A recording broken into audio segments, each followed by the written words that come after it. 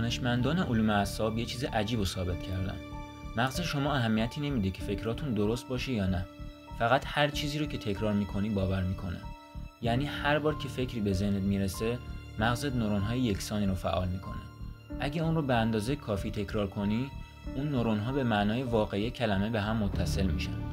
شما مسیرهایی میسازید که نحوه دیدن جهان رو شکل میدن. پس اگه مدام بگی من پول در نمیارم، من همیشه خراب میکنم، من بلد نیستم، مغزت میگه فهمیدم، بیا اینو به واقعیت تبدیل کن. اما این یه روی سکه است.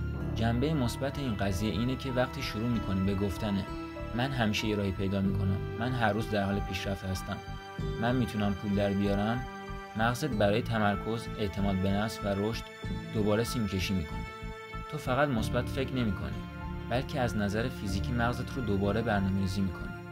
مغزت بازتابی از پایدارترین افکارته. بنابراین طوری صحبت کن که انگار از قبل به فردی که قراره باشی تبدیل شدی. اگه دنبال توسعه هستی، رسانه ما رو از دست ندید.